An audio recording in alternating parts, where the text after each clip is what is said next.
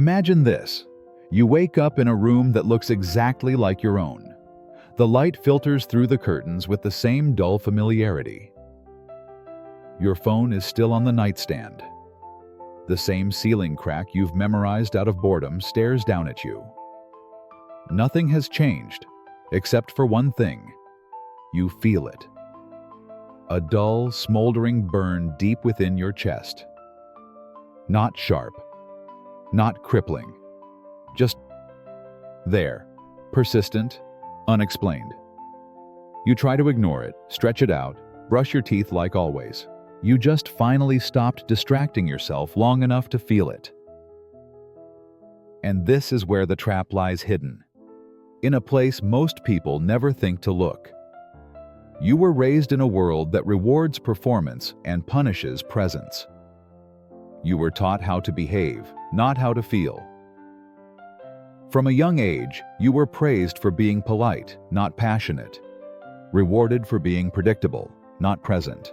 The moment you were old enough to express discomfort, someone rushed to silence it, not because they were cruel, but because they, too, had been taught that pain is a defect. So you learned to perform. You learned to smile on cue. You learned to say, "I'm fine," even when the fire burned behind your eyes. You learned to navigate a world that demanded you trade authenticity for acceptance. And slowly, quietly, you began to vanish. Carl Jung called this the process of repression. When the parts of ourselves deemed unacceptable by society are pushed into the unconscious mind, buried but not gone. And what's buried doesn't stay dormant.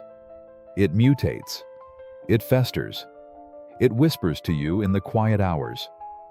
And eventually, it finds a way to make itself known. That unexplained anxiety, that soul-level fatigue, that hollow ache in the middle of your chest that no success can fill. It's your repressed self begging to be seen. But here's the cruel irony. By the time it surfaces, you've forgotten what you buried. You no longer recognize the language of your own soul. So when pain arrives, you don't see it as a guide. You see it as an intruder. You fight it, numb it, distract it. But the more you resist it, the louder it becomes. Friedrich Nietzsche once wrote, "He who has a why to live for can bear almost any how." But what if you were never given a why? What if you inherited a life full of how? 1,000 systems of survival, but were never shown what it meant to truly live. The modern self, as Jean-Paul Sartre described, is alienated. Alienated from nature, alienated from others, but most tragically, alienated from itself. We live in a society obsessed with speed, performance, and image.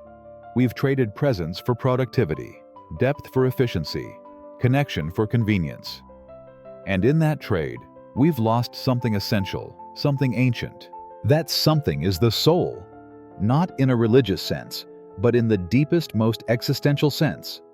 The part of you that seeks meaning, not metrics. That longs for awe, not algorithms. That wants to be, not just appear. But the soul doesn't shout. It doesn't compete. It waits. And when you ignore it for too long, it sets fires in your chest. The pain you feel is not random. It's the symptom of a life misaligned with its essence. It is a rebellion of the soul against the mechanical, sanitized version of existence you were handed. Arthur Schopenhauer understood this. He believed that the will, the deep, unconscious drive within us, was both our tormentor and our source of vitality. Pain, for him, was not merely to be avoided. It was a compass, a truth teller, an invitation to confront the raw, unfiltered reality of what it means to be human. But who has time to be human anymore? We have schedules, deadlines, notifications, apps to track our emotions. We are surrounded by systems designed to optimize us. But for what? Success? Comfort? Reputation? And beneath it all, a simple, devastating question begins to burn. What if everything you've built was designed to protect you from the one thing that could actually heal you? your own pain. Because in truth, this isn't about suffering. This is about avoidance. You haven't been suffering because life is cruel. You've been suffering because you were never taught how to sit with the truth of your own being. You've been running from the fire so long you forgot it might be your only source of light. Aldous Huxley warned us long ago, man has lost the whole art of dying. And because he has lost the art of dying, he has also lost the art of living. To live authentically, to live meaningfully, you must allow parts of your false self to die. The ego constructs, the masks, the performative smiles, the roles you inherited but never chose. But no one tells you how. No one tells you that healing feels a lot like breaking. That awakening feels a lot like grief. That freedom is never painless. It's just honest. And so we stay in the loop. We chase success. We accumulate distractions. We pretend. We burn quietly in our private hells while convincing the world we're fine. But deep down, you know the fire hasn't gone out. You know the ache is still there. But it follows you into the mirror, through the hallway, and under your breath. You whisper to yourself, "What is this feeling?" But there's no answer. Only silence, and the low, unrelenting fire beneath your skin. You're not bleeding. You're not sick. You're not in any visible danger. But something aches, something unseen. And you wonder, is this what they meant by pain when they weren't talking about broken bones or funerals? Because this pain doesn't scream, it whispers. You know you're being asked, by life, by your soul, by something larger than yourself, to turn toward it. Not to fix it, not to label it, but to listen. Because beneath every panic attack is an unsaid truth. Beneath every depressive episode is an untold story. Beneath every ache is a part of you that refuses to die quietly. And this is the moment of truth. Will you keep performing? Or will you dare to feel the fire? The fire that might destroy your illusions, but just might show you who you really are. You tell yourself it's not that bad. You get up, you work, you function, you smile when you're supposed to. Maybe you even succeed by the world's standards, climbing ladders, building reputations, collecting achievements like armor. But the fire doesn't leave. It simply burrows deeper, hiding under routines, disguising itself in overcommitment, perfectionism, overthinking. It trades its scream for a whisper and becomes part of the background hum of your life. And that's the most dangerous kind of suffering, the one that's quiet enough to ignore, but powerful enough to shape everything you do. Because what happens when you carry unprocessed pain for years? It doesn't stay dormant. It mutates. It becomes coping mechanisms dressed as personality traits. You think you're a people pleaser. But maybe you were just taught that your needs don't matter. You say you're a high achiever. But maybe you learned that your worth depends on being useful. You call yourself independent. But maybe you were abandoned too many times to trust anyone else. We mistake trauma responses for character. We call them just who I am. And slowly, we begin to build a life around the very pain we've never examined. Neuroscience backs this up. When the brain experiences emotional pain, especially in early development, it rewires itself for protection. It prunes away parts of the self associated with rejection, failure, or vulnerability. It builds neural pathways that reward avoidance, suppression, and control. Over time, this becomes your identity. Not because it's true, but because it's safe. The fire beneath your pain, left unexamined, begins to light every decision you make without your awareness. It chooses your relationships. You're drawn to people who reflect your unhealed wounds because your nervous system confuses familiarity with safety. You fall into cycles, attracting partners who make you feel invisible, friends who exploit your empathy, jobs that burn you out, and then wondering why you keep ending up in the same place. You think you're making choices, but often it's just your pain choosing for you. You say yes when you want to say no. You stay silent when your soul is screaming. You chase things that drain you and call it ambition. Because deep down, there's a script playing in your unconscious mind. A script written long ago by experiences you didn't ask for. And every time you ignore the fire, you reinforce that script. This is how entire lives get built on foundations of pain. It's how generations inherit suffering not through DNA, but through behavioral mimicry and emotional avoidance. The parent who never healed teaches the child to hide. The child becomes an adult who can't name what they feel. And so the cycle continues. Not because anyone is evil, but because no one knew how to turn and face the fire. Society doesn't help.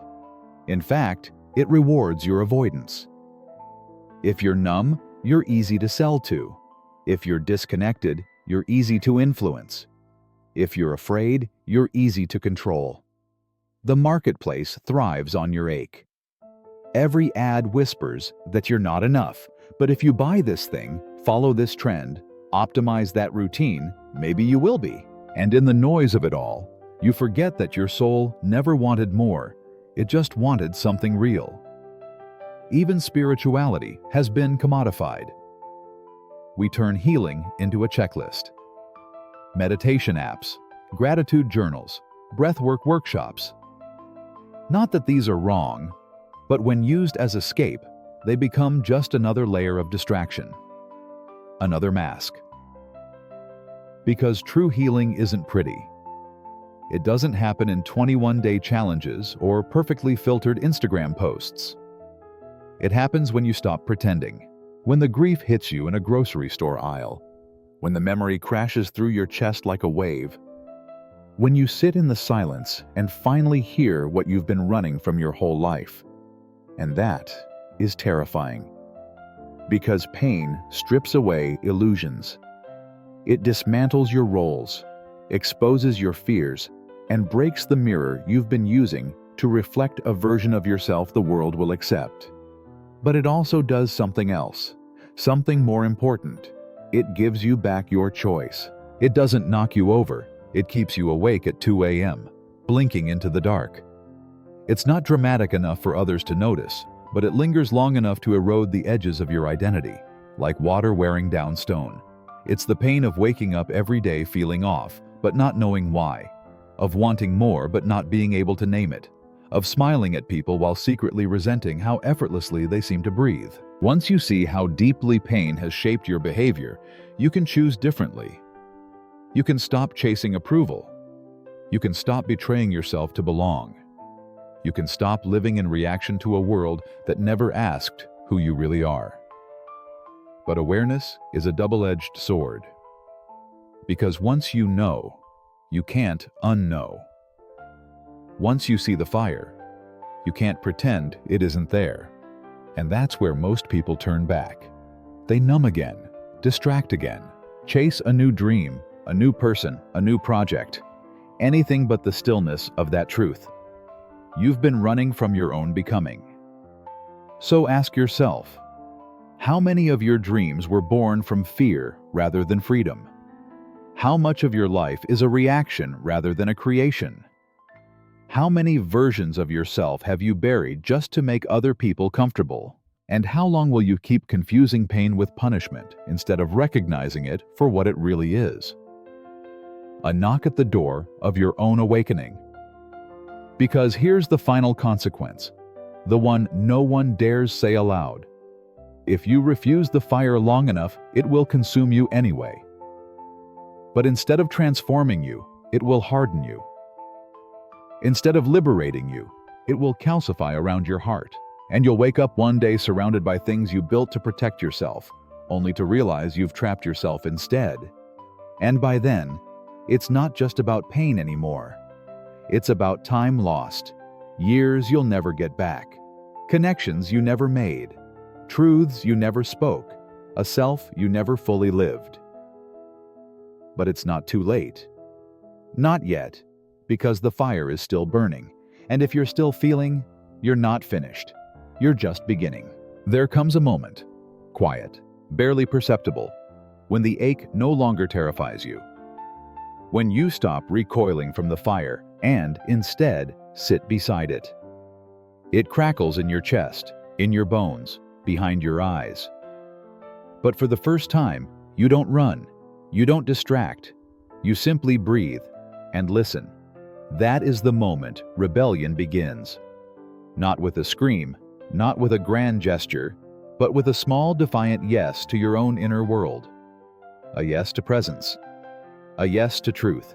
A yes to pain not as an enemy, but as a messenger. Because the rebellion isn't against the world, it's against the false self you were forced to become. And the first act of rebellion is radical honesty. Not the kind of honesty others expect from you. Not filtered truths, not polite admissions, but the raw, unfiltered truth you've never dared to say aloud. I'm not okay. I'm exhausted from pretending. I don't know who I am beneath the roles I've played, and I want to live, truly, deeply, even if it breaks everything I've built. This honesty is violent to the ego. It dismantles carefully crafted narratives, but it's also the doorway to liberation. Carl Jung called this shadow work, the process of confronting the unconscious parts of yourself, the anger you repressed, the grief you denied, the dreams you abandoned. It's messy. It's painful. But it's how you become whole. To rebel is to turn inward, to peel away every borrowed belief, to ask, who am I when no one is watching? And perhaps even more terrifying, who could I become if I stopped apologizing for my own existence? Here's the paradox. The moment you embrace the fire, it stops burning you. It begins to forge you instead. You start to see your pain not as pathology, but as power, a compass, a creative force. The same intensity that made you collapse on the bathroom floor can become the fuel for your art, your voice, your decisions. But only if you stop medicating your soul with comfort. You must be willing to feel everything you've numbed. That's the second act of rebellion, emotional resurrection. We were taught to manage our emotions like liabilities, to suppress what's too much. But when you deny your grief, you also deny your joy. When you mute your rage, you muffle your passion. When you hide your fear, you lose access to your courage. To come alive again, you must feel it all. Let the tears come without needing a reason. Let the tremble in your hands be a sacred signal, not a shameful flaw. Let your heart break open, because maybe that's how the light finally gets in.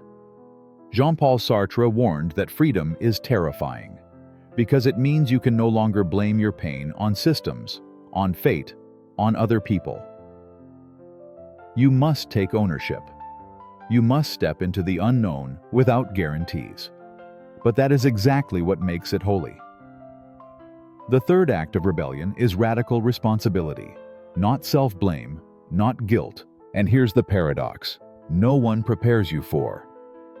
What if the greatest pain in your life isn't a sign that something's wrong, but something right trying to be born? What if the ache you carry isn't a wound to fix, but a message to interpret? We live in a culture obsessed with comfort. We anesthetize every discomfort, numb it, distract it, name it as pathology. Anxiety? Medicate it. Loneliness? Swipe it away. Emptiness? Shop for something shiny. Sadness? Call it brokenness and escape it. But the sacred acknowledgement, this is my life. I don't get to choose what hurt me, but I get to choose what I do with it. You stop waiting to be rescued. You stop outsourcing your worth. You begin building your life from the inside out, not based on expectations, but on alignment. And that word, alignment, becomes everything. It means choosing discomfort if it leads to truth, saying no even when it disappoints others, sitting in the emptiness rather than chasing noise, letting go of people who only love you in fragments. It means burning the blueprint society handed you, career, success, relationships, identity, and asking, what would I create if I trusted the fire instead of fearing it? History is full of those who did just that. Viktor Frankl, imprisoned in Nazi concentration camps, found meaning in suffering. He saw that those who could find a why could endure any how. His rebellion was internal, refusing to let horror extinguish humanity. Frida Kahlo, painting from her bed after a life-altering injury, turned agony into color. Her body betrayed her, but her art screamed with defiance. Every brushstroke said, I am still here, I still feel, and I will not be silent. Malcolm X, forged by trauma and rage, refused to be defined by a system that tried to erase him. He transformed pain into clarity, clarity into voice, and voice into revolution. These weren't superheroes. They were human beings who made one radical choice. They stopped running from their fire. And you can too. But don't expect applause. The world doesn't reward those who heal loudly. You might lose friends who only knew the version of you that stayed small. You might feel lonely in rooms where you used to perform. You might wonder if it's worth it. But then something quiet happens. You begin to breathe differently. You begin to move through the world with less tension, more intention. You begin to speak, not to impress, but to express. You begin to create, not from lack, but from overflow. You begin to feel everything, yes, even the dark, but without drowning. And slowly, the fire transforms. It becomes a hearth instead of a hell, a place to gather the broken pieces of your soul, to warm your hands, and to finally come home. Because this was never about escaping pain. It was about meeting it, learning from it, letting it change you, not into someone new, but into someone true. This is the rebellion, not against the world, but against your own forgetting. The remembering begins now. What if this fire you've feared, this ache you've prayed would go away, was never your enemy? What if it wasn't trying to ruin your life, but reveal it?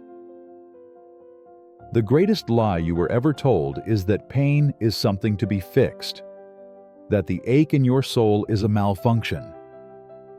That sadness is weakness. That discomfort means something is wrong with you.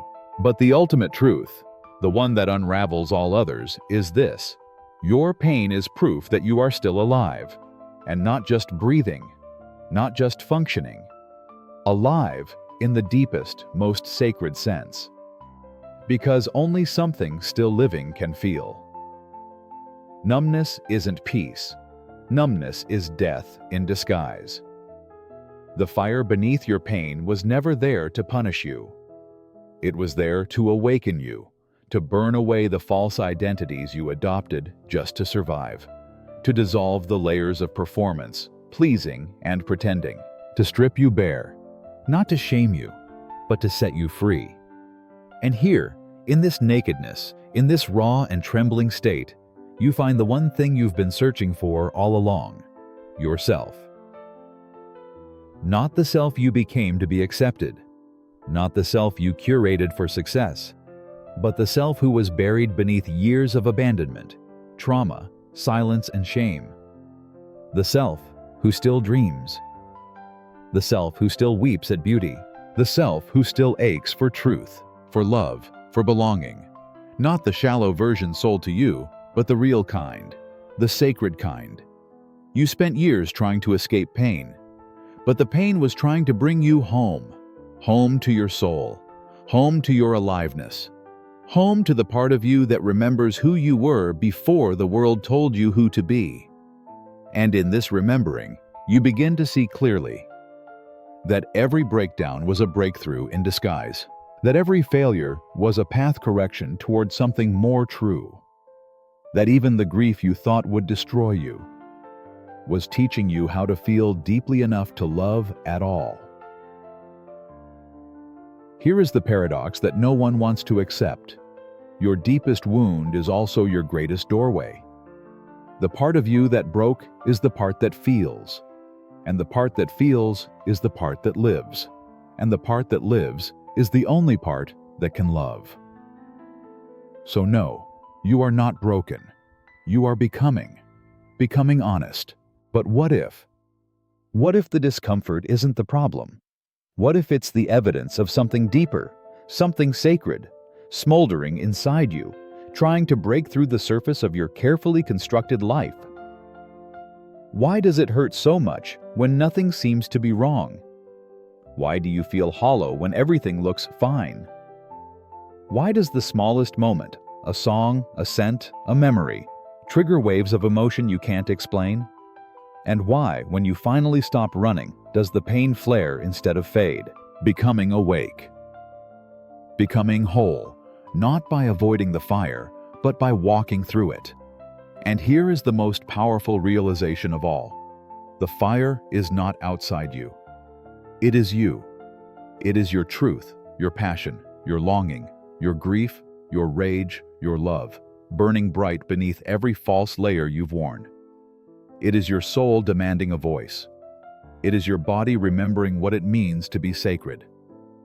It is your spirit saying, "Enough, no more sleepwalking, no more pretending.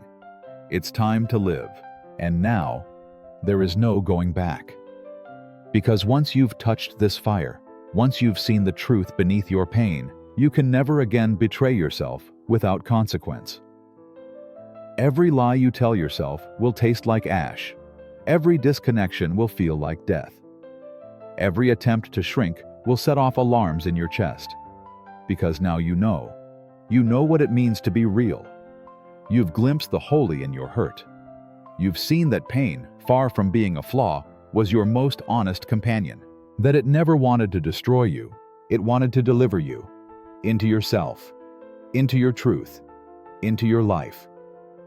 And now, you carry the fire differently, not as a torment, but as a torch. A flame that lights your path. A warmth you no longer fear. A power you now protect. You begin to speak with clarity. You love without clinging. You cry without apology. You walk into rooms without shrinking, because the rebellion is complete. And in its ashes, you've found a new kind of strength. Not the strength to endure, but the strength to feel. To stand naked in your truth, even when it cost you everything you thought you needed. And you realize, this is what it means to be free. Not unscarred, not invulnerable, but alive, radiant, whole. And if someone asks you one day how you found yourself again, how you made peace with the ache, how you stopped running, how you learned to breathe through the burn, you'll smile softly and say, "I didn't find peace by escaping the fire. I found peace by becoming it." So let the pain come. Let it rise. Let it speak. Let it break you open. Let it teach you how to feel, how to heal, how to burn. Because in that burning, something sacred happens. You are reborn. Not as someone else, but as you. The real you. The whole you. The one who never left, just waited. Beneath the pain. Beneath the silence. Beneath the ashes. And now, you rise. Could it be that you are not broken, but becoming? Could the fire beneath your pain be your soul's final rebellion against a life too small for it? Because here's the truth. No one dares to say aloud. Sometimes pain is not punishment. It's a summons. A knock on the door of your own consciousness that says, "You were not made for this numb survival. There is more." But more means you must burn. More means you must let the life you've settled for die, so that the one you were born for can emerge. Scarred, yes. Changed, definitely. But true. So the question is not, how do I make this pain stop? The real question is, what fire is trying to speak through the embers of this pain? And why am I so afraid to listen? What if your anxiety isn't dysfunction, but unexpressed truth? What if your depression is not defeat but disconnection? From yourself, from purpose, from meaning? What if the real agony isn't that you feel too much, but that you've forgotten why you feel it all? We've learned to fear pain as enemy. But what if pain is the last honest thing left in you? The one force that hasn't yet learned to lie? And that brings us here. To the edge of something terrifying. A possibility you've avoided all your life because it means everything has to change. What if the fire beneath your pain isn't trying to consume you, but awaken you? Let that question burn in your chest as we go deeper, because the real story hasn't even started yet.